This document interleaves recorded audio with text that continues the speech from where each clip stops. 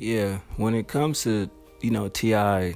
DIMETRAP album, we've been waiting on this for a little minute, I mean, not that long, but I'll say at least close to a year or two, or whatever the case may be, when he first announced it. But this is his 10th studio album. And honestly, the thing that conflicted me when I first heard it, I'm like, okay, now is this all new material? Like he went in there and just made this, or you know what I mean? It kind of had that sound like some of the songs were like dated. I could be wrong, but I just felt that way. Like listening to it, it's like, damn, waiting on T.I. to drop an album and then it come, and it didn't let me down in a sense, you know what I mean? But comparing it to all his other work, you definitely get the feeling that, you know what I mean, it's not his best work, but it's good for, all the, I will say, veteran artists, the elder spokesman of hip hop. It definitely was up there. It was dope.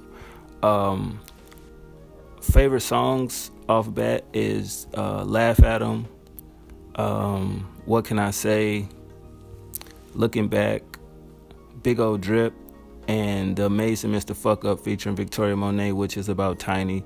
And you know what I mean, the first couple records he dropped, Rafe and Hefe with Meek Mill, I wasn't really feeling them, you know what I mean? But it opens up with Seasons featuring Sam Cooke. I just felt like the beat didn't fit, that his flow. You know what I mean? It just sounded a little bit off. I didn't like none of the Dave Chappelle shit. Laugh at him, definitely fuck with that. But a little bit, I'm not gonna say he sound like Meek Mill, you know what I mean? But it definitely had that vibe of, remember when he dropped the King album, when he had those one songs where he just take off and just be just going crazy. I definitely enjoyed that. Big Old Drip featuring Watch the Duck, you know what I mean? Just him swagging out, doing what he doing. That's classic T.I. I mean, the hook was cool. It wasn't a bad record. I fuck with that. Rafe, just his material shit, flexing, grinding, want to ball in the Rafe. That was dope. The Weeknd featuring Young Thug is like the party record. Not the best. It's not better than If It Ain't About the Money, in my personal opinion.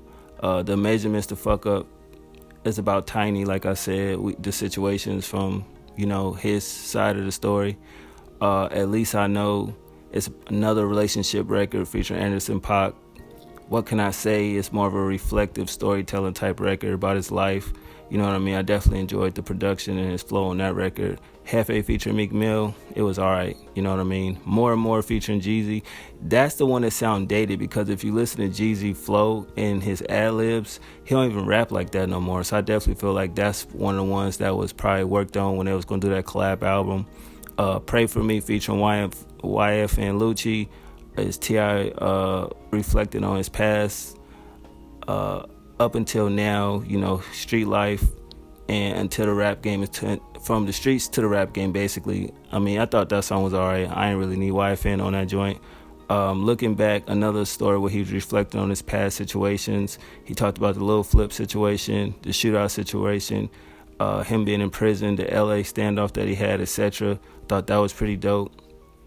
Light Day, I thought the beat was cool. I enjoyed the sample on there. He giving game for those if you choose to listen. You featuring Tiana Taylor. Basically, he just talking to the youth, talking about his life, and just finding truth out for yourself, be yourself, and have faith in yourself. Basically, is what I took away from the record. And Be There featuring London J.